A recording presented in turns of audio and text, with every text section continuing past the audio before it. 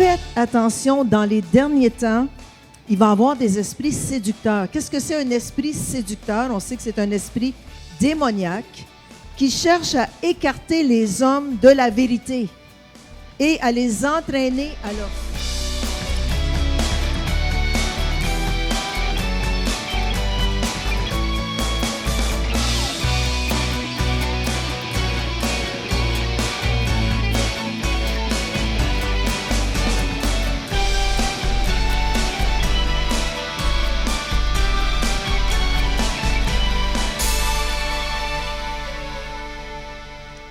Bienvenue à tous. On a une émission excitante aujourd'hui, Louise. On va parler des choses sur la fin des temps aussi.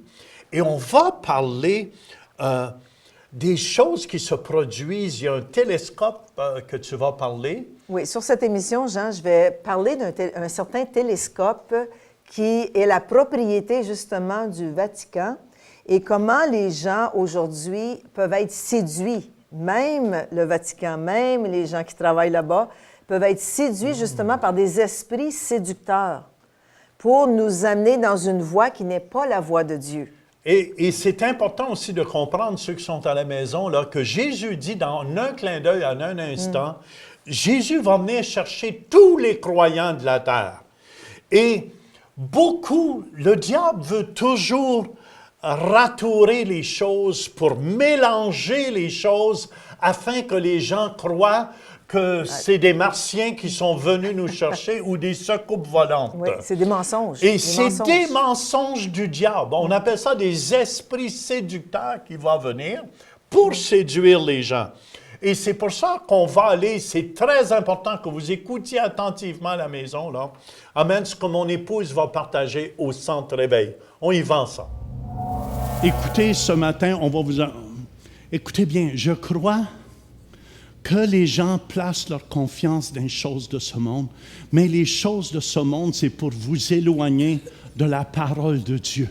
Dieu nous dit qu'il s'en viendrait chercher son Église, amen, dans les airs, sur les nuées. Mais le diable est après préparer la population mondiale. Non, non, non, les ovnis vont venir vous chercher. Et je veux que vous écoutiez ce reportage que mon épouse va simplement faire. Ce reportage, bon, on est à Radio Réveil ce matin. Alors, ça nous dit dans Isaïe 60, verset 2, « Voici les ténèbres couvrent la terre, comme il en parle, et l'obscurité les ténèbres, et l'obscurité les peuples. » Alors, le mot « ténèbres » ici, dans l'hébreu, veut dire « noirceur, lieu secret ». Alors, les ténèbres couvrent la terre, et l'obscurité qui veut dire nuage noir très épais et très dense. On sait qu'on vit dans les derniers temps et la noirceur est de plus en plus intense. Oui, il fait beau dehors, il fait soleil, mais dans le monde spirituel, c'est vraiment noir. C'est des sociétés secrètes avec des plans secrets pour égarer les gens, pour les amener vers leur mort. Au sens figuré, ténèbres et obscurité veulent dire misère, destruction, mort, ignorance, tristesse et méchanceté. Alors, le Seigneur nous avertit que dans les derniers temps, c'est ce qui va se passer. Dans 1 Timothée 4, verset 1, ça nous dit ceci, c'est Paul qui parle, « Mais l'Esprit dit expressément que dans les derniers temps, quand? Dans les derniers temps. Est-ce qu'on vit dans les derniers temps? Quelques-uns abandonneront la foi. » Wow! Ça veut dire qu'il parle à des chrétiens nés de nouveau ici. Il y a des chrétiens qui vont abandonner la foi pour s'attacher à des esprits séducteurs et à des doctrines de démons. Wow! Pas n'importe quelle, des doctrines de démons par l'hypocrisie de faux docteurs portant la marque de la flétrissure dans leur propre conscience. Alors, Paul est en train d'avertir ici les chrétiens. Faites attention, dans les derniers temps, il va y avoir des esprits séducteurs. Qu'est-ce que c'est un esprit séducteur? On sait que c'est un esprit démoniaque qui cherche à écarter les hommes de la vérité et à les entraîner à leur suite, que ce soit directement ou par l'intermédiaire de faux docteurs. Parce que les chrétiens vont écouter ceux qui enseignent la parole de Dieu. Ça nous dit que ça va être des docteurs ici, mais des docteurs qui ont l'intelligence et la conscience flétrie. Wow! Ça va être des fausses doctrines pour emballer les chrétiens qui sont faibles. C'est pour ça que nous, en tant que chrétiens nés de nouveau, on doit être dans notre parole. Dans notre parole. Pourquoi? Pour que la vérité soit en nous. Pour pas qu'on se fasse attirer par ces faux docteurs qui vont venir enseigner. Faites attention à ce que vous écoutez sur l'Internet aussi. C'est pas tout ce qui est sur l'Internet qui est bon. Alors, étudiez un peu qui vous écoutez, qui vous lisez. OK? Attention. Aussi, doctrine de démon veut dire des faux enseignements et des faux préceptes donnés par de faux docteurs qui sont démoniaques à l'origine et inspirés par Satan. Wow! C'est ça que c'est. OK? Et c'est pendant la grande tribulation, puis merci Seigneur qu'on ne sera pas là, que l'influence des démons se fera le plus sentir. OK? Quand tout le monde sera parti, alors là, les faux docteurs vont se lever et vont dire, voici ce qui est arrivé. OK? Ils vont être dans l'erreur. Le travail de Satan et les démons est de pervertir et de corrompre la parole de Dieu par leurs mensonges. Alors, attention, c'est pour ça que vous devez venir à l'Église à toutes les semaines. Si vous n'êtes pas ici, regardez par Internet, que cette parole soit en vous jour après jour, semaine après semaine. C'est très important. Il y a une doctrine, puis je veux parler un petit peu de ça, ça ne sera pas long, mais une doctrine qui gagne beaucoup d'intérêt dans le monde aujourd'hui, c'est l'hypothèse des extraterrestres, qui est une expression qui appartient à la culture, attention, ufologie. Ufologie, c'est une nouvelle culture qui vient de sortir. C'est l'étude des ovnis. Il existe plusieurs interprétations dans cette hypothèse d'extraterrestres. Il y en a qui considèrent que c'est seulement des vaisseaux spatials qui viennent visiter la Terre régulièrement. Puis il y en a d'autres qui croient que les ovnis et les extraterrestres sont maintenant ici sur la Terre. Puis en plus, pas juste d'être ici sur la Terre, mais ils sont parmi nous, puis ils influencent les gouvernements aussi. Alors, il faut penser un petit peu. Oui, je crois qu'il y a des extraterrestres, mais c'est des gens possédés par le diable. Ce n'est pas vraiment des extraterrestres, mais il y a des gens qui croient là-dedans. Puis il y a des faux docteurs qui vont l'enseigner, l'ufologie. OK? En fait, voici ce que je veux vous partager. Il faut savoir que le Vatican fait des recherches intensives de l'espace et des galaxies et possède un télescope puissant. Vous savez qu'ils sont très, très avancés, les Italiens, les Romains, le Vatican et tout ça. Pas le Vatican, mais le Vatican. Okay. Et ils ont un télescope puissant, savez-vous où? Qui est situé à l'Observatoire international de l'espace de l'Université d'Arizona au mont Graham. Et ça s'appelle le VAT, V-A-T-T, qui veut dire Vatican Advanced Technology Telescope. OK? Et là, ils font des études, et vous savez que c'est les meilleurs astronomes et les meilleurs astrophysiciens qui travaillent à cet observatoire. Ils peuvent voir loin, loin, loin dans l'espace, et le Vatican est là. Les jésuites, qui sont les astronomes en charge, ce sont des jésuites. Alors, c'est des hommes très brillants, très intelligents. Dans cet observatoire, j'ai des photos ici, il y a 2 autres télescopes, dont un qui s'appelle Large Binocular Telescope. On l'appelle le LBT. OK? C'est un télescope. Imaginez-vous la grandeur du télescope. Ce n'est pas les petits télescopes qu'on regarde. OK? Et sur ce télescope, il a un instrument qui s'appelle Lucifer, qui a été mis en service au début des années 2011, après 10 années de développement et de tests. Le sigle Lucifer correspond à, écoutez bien ceci, Large Binocular Telescope Near Infrared Utility with Camera and Integral Field Unit for Extragalactic Research. Wouhou! Hey, c'est super! Alors, ils ont pris des lettres de ce nom, puis ça a fait le nom Lucifer. C'est intéressant, n'est-ce pas? Alors, il s'agit d'une caméra infrarouge couplée à un spectrographe qui viennent compléter le télescope. Ce télescope LBT est considéré comme l'un des télescopes les plus puissants au monde. Alors, il voit jusque dans les galaxies, il voit tout ce qui se passe dans l'univers, et les jésuites du Vatican se servent du LBT avec Lucifer pour essayer de détecter des mouvements extraterrestres dans l'univers, dans la galaxie. OK? Les auteurs chrétiens Tom Horn et Chris Putman, qui ont écrit plusieurs livres sur le sujet des études faites par le Vatican, affirment que les astronomes jésuites se servent du télescope VAT et du télescope LBT avec l'instrument Lucifer pour faire des recherches intensives sur les astres et sur l'existence des extraterrestres. Ces auteurs ont interviewé, écoutez ceci, un prêtre jésuite, docteur en astronomie au Vatican, du nom de Guy Consolmagno, qui est un Américain, en passant, qui leur a révélé qu'il existe des documents affirmant que le Vatican croit que bientôt nous serons visités par des extraterrestres d'un autre monde. Le Vatican croit cela. Cet homme donne des conférences sur la science et la religion aussi. Écoutez ceci, en 2010, lors d'une entrevue avec le journal Guardian, il a déclaré ceci, que toute entité, pas tout humain, toute entité, peu importe le nombre de tentacules qu'il possède, parce qu'on sait que les extraterrestres ont des tentacules, a une âme. Il a fait la une des journaux à cause de cette entrevue, dans laquelle il a dit qu'il serait même prêt à baptiser un tel être extraterrestre s'il le demandait. On va commencer à baptiser ici des extraterrestres. Si vous en avez chez vous, amenez-les. OK? Consolmagno a aussi dit que le pape et le Vatican démontrent beaucoup d'intérêt dans la science et sont gardés au courant de tous les nouveaux développements scientifiques par l'Académie pontificale des sciences à Rome. OK? Alors, le Vatican a fait des recherches excessives sur le phénomène et commence à changer quelques-unes des doctrines traditionnelles et fondamentales de l'Église catholique. Ils veulent implémenter ces doctrines.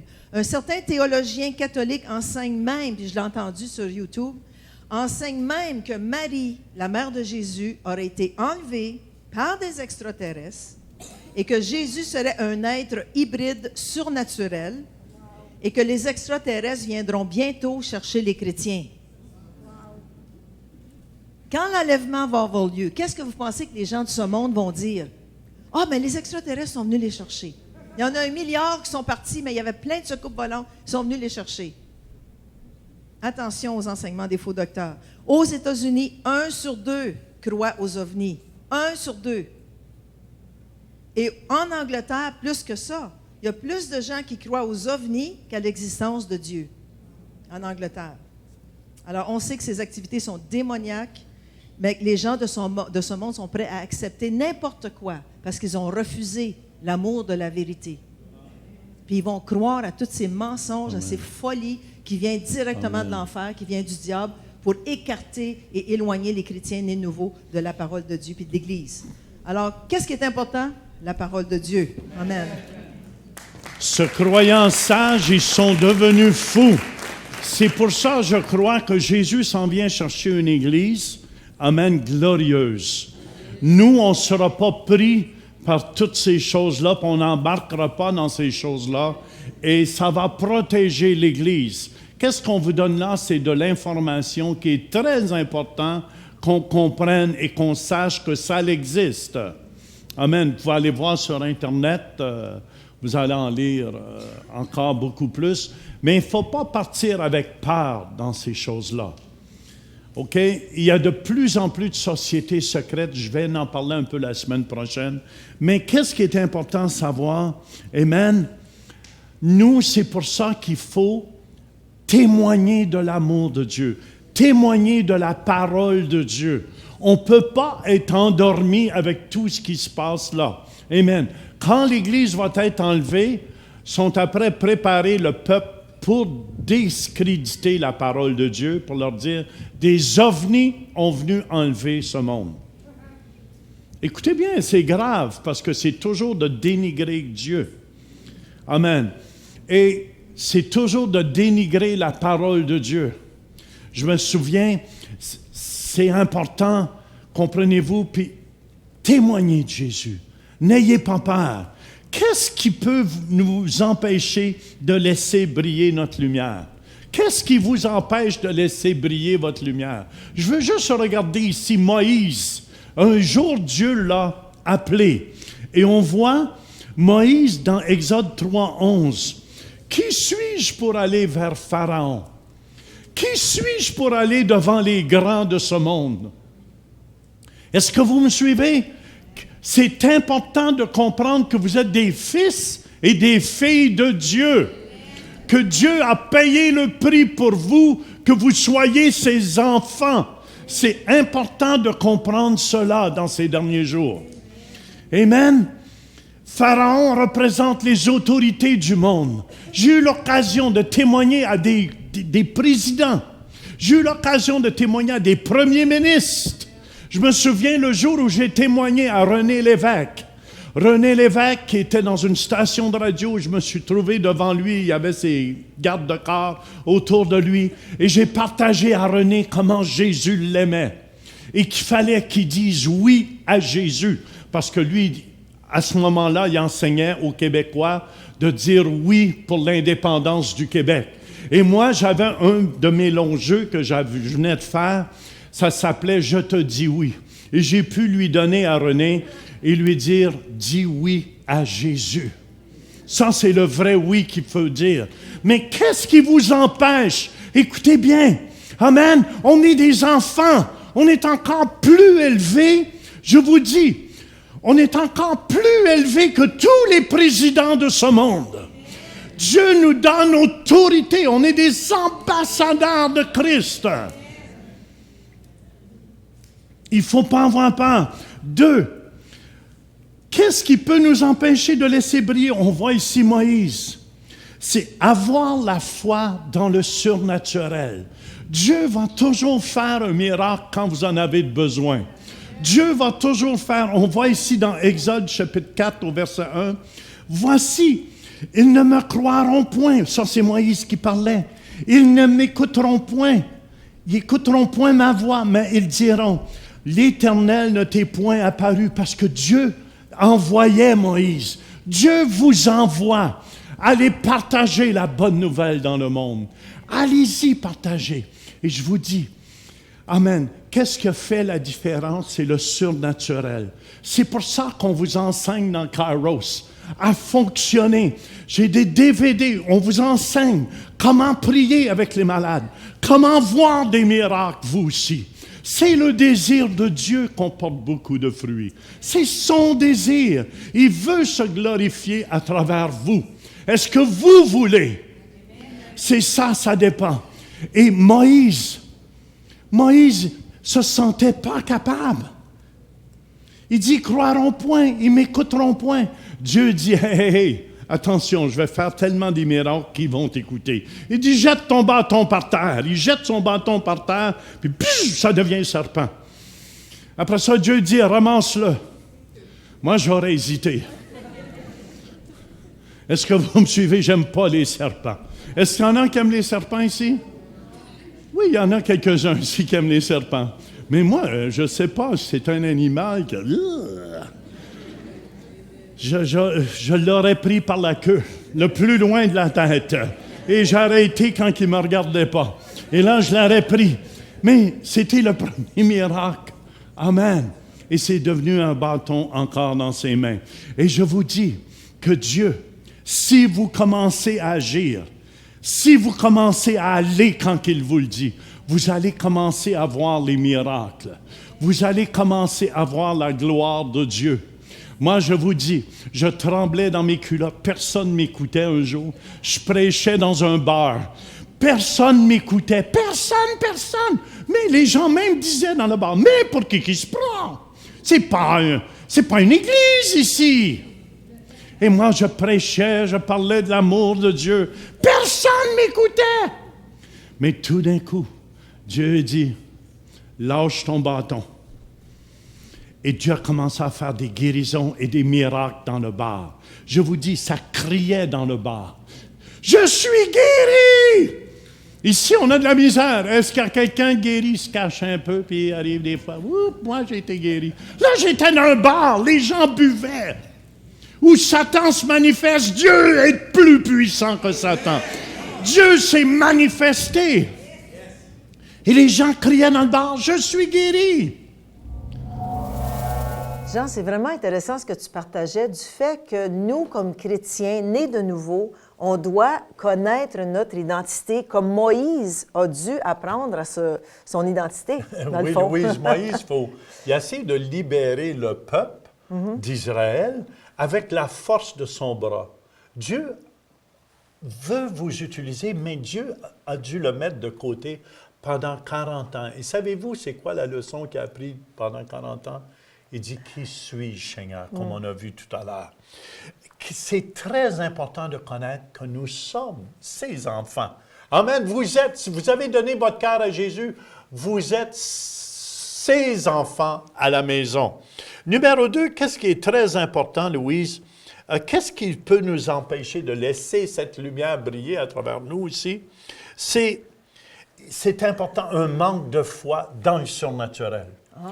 C'est important d'avoir la foi dans le surnaturel. Regardez, Moïse ici, Exode 4:1, nous dit, « Voici, ils ne me croiront point. » Il parlait à Dieu. « Ils n'écouteront point ma voix, mais ils diront, l'Éternel ne t'est point apparu. » Et c'est là que Dieu y avait dit, « Tu vas prendre le bâton, tu vas prendre qu'est-ce que tu as dans tes mains, tu vas le jeter par terre. » Et le bâton, à ce moment-là, il est devenu un serpent.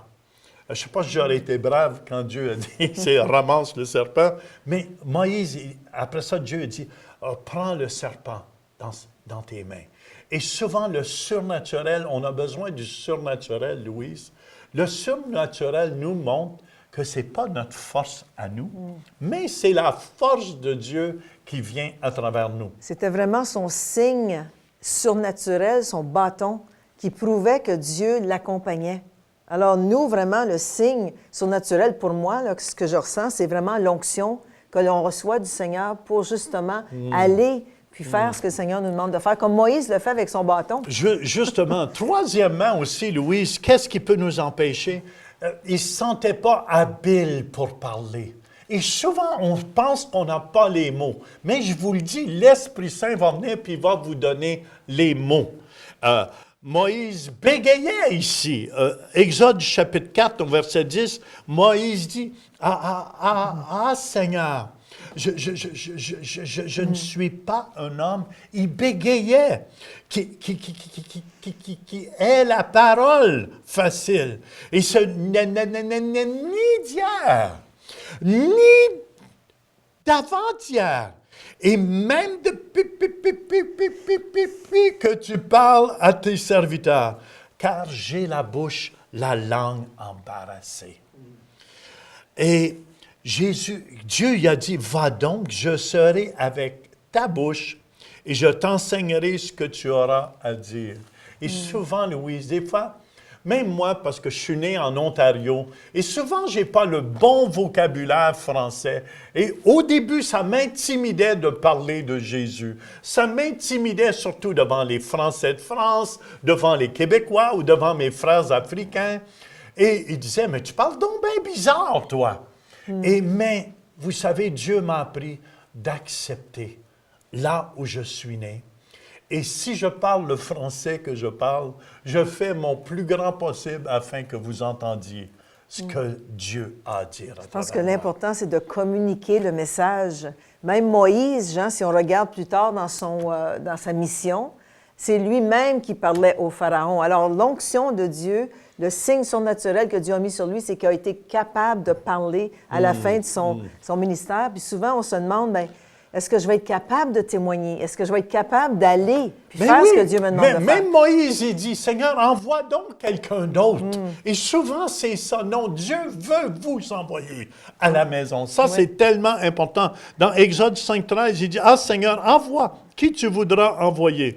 Et souvent, Dieu veut vous utiliser, mais on regarde toujours, l'autre est meilleur que moi. Je vous dis, il n'y a pas personne de meilleur excepté si ce n'est Dieu. Dieu veut vous utiliser avec vos talents, votre capacité, votre langage, et Dieu va vous utiliser. Ça, c'est... Et dernièrement, c'est tellement important de ne pas observer.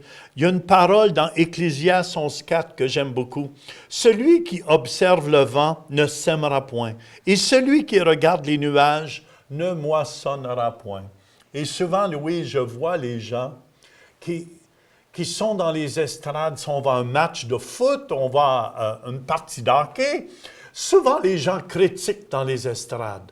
Mais moi, je dis, c'est beaucoup plus compliqué qu'embarquer dans la joute vous-même. Et vous allez voir, c'est différent que de critiquer dans les estrades. Louise, je pense qu'il nous reste 30 secondes. Peux-tu... On n'aura pas le temps, mais la prochaine émission, on va vous lire un témoignage puissant que Jésus guérit aujourd'hui. Et Jésus, n'oubliez pas, veut vous utiliser à la maison pour guérir les malades. Allez-y, imposez les mains aux malades et témoignez de Jésus. J'aimerais pouvoir rejoindre la francophonie, mais c'est un monde tellement vaste. J'en ai parlé au travail, parfois avec succès. Ce n'est pas toujours le cas. En discutant avec mes amis, ils m'ont suggéré d'aller en parler avec mon pasteur. Il m'a fait réaliser l'impact que je pourrais avoir. Engage-toi comme partenaire de l'émission Réveil. Ta semence peut aller rejoindre le monde francophone. Tout comme moi, ma femme a saisi la vision. Ensemble, nous avons décidé de faire un pas de foi. Wow! Ma semence va vraiment loin. Merci, pasteur. Saviez-vous que l'émission Réveil est diffusée au Canada, en Europe et même en Afrique? En 2014, plus d'1 500 000 minutes de visionnement sur YouTube seulement. Avec Télé-Réveil, il n'y a plus de frontières dans la francophonie. Comme partenaire, vous recevrez un DVD et la lettre de nouvelles à tous les 3 mois. Votre semence, au-delà de gagner des âmes, devient un dépôt éternel. J'aimerais remercier tous les partenaires qui travaillent avec nous à répandre l'Évangile de Jésus-Christ partout dans le monde entier. J'aimerais vous dire merci pour votre soutien, merci pour vos prières. Et si vous n'avez jamais eu l'occasion d'être partenaire avec nous, on veut vous donner l'occasion aujourd'hui de vous joindre à l'équipe Réveil ici, de Télé-Réveil, et de dire, Jean, on est avec vous. Amen. On vous soutient et on croit dans ce que Dieu fait à travers vous. Merci de votre soutien et de vos prières. Visitez le site web centreréveil.com pour participer à nos services en direct. Pour un don mensuel de 20 $ ou plus, devenez partenaire de l'émission Réveil et recevez le DVD du mois. Vous pouvez faire vos dons en ligne avec Visa et Mastercard ou un chèque par la poste. Et nous apprécions votre soutien. Je crois que le message que j'amène ce matin ici est voulu de Dieu. Avant la fondation du monde, Dieu savait que vous seriez là ce matin. Et c'est pour ça ma prière, parents, réveillez-vous!